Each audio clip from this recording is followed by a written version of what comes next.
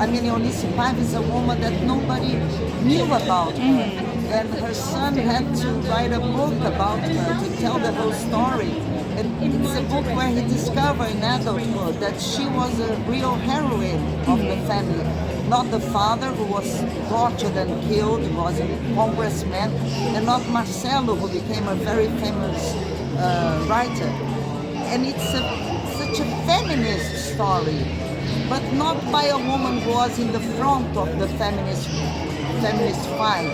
She was always in the wings of the theater, you know. And she's such a strong woman who starts the film as this housewife, mother of 5 children, who serves coffee, puts the children in bed. And when her husband is killed, she has to be the woman and the man of the family and to become like a political leader. Well, the book was a great source, but also the interviews she gave. And I was like overwhelmed by the way she was very feminine, always smiling, but very persuasive. So you could see how she did her fight. And to achieve it, I mean, to not allow me to show self-pity in the movie, to be honest in my way of acting. It really changed my way of acting, you see. The audience, they are getting, I think, the kind of... First, I think it's a very honest movie. The camera doesn't push you, the music doesn't push you. It's honest, and it's about a family and resistance in a family. And we just passed through a pandemic, we just are facing the extremism left and right in the world, and I think this idea that affection can hold us together, it's in the movie. This film is a very touching story, a real story. And then I played Rubens Paiva, who was murdered for the state. So it's heartbreaking, the story. And I'm super happy to be here. Actually, I'm here with 2 films in this festival. Another one is Carry Your Dad. Oh, that's amazing. So it's actually to meet the son. The son actually is my friend, Marcelo Rubens Paiva, the guy who wrote the book. So we talk a lot about this crazy idea to portray his father, his missing father. So super moving. But yeah, and then we're super happy because the audience very touching by our work.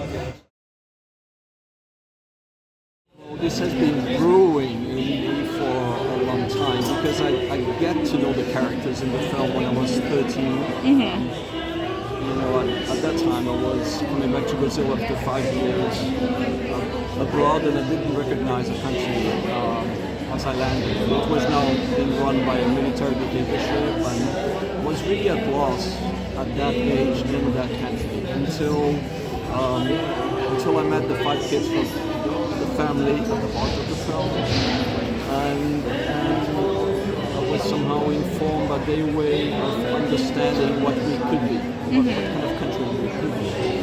And then something that I won't give a spoiler here, but something happens in the life of that family that severed it and created a past and a future that needed to be reinvented. I think I was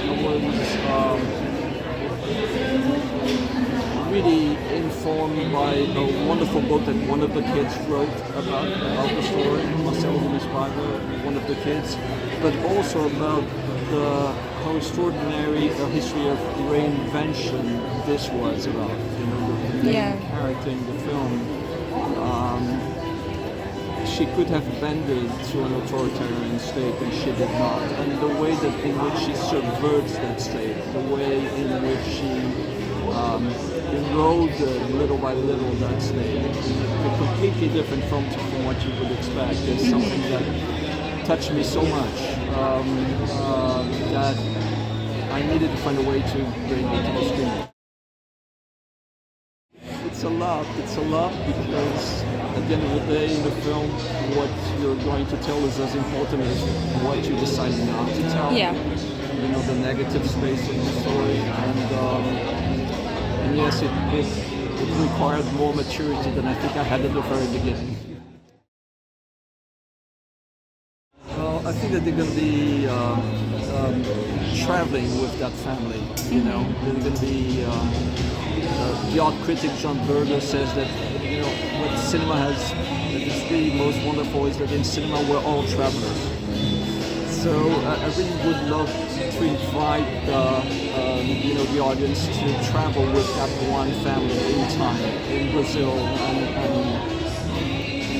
to be part of that story, to realize how that woman managed to reinvent herself at the same time as she would protect 5 kids. Yeah.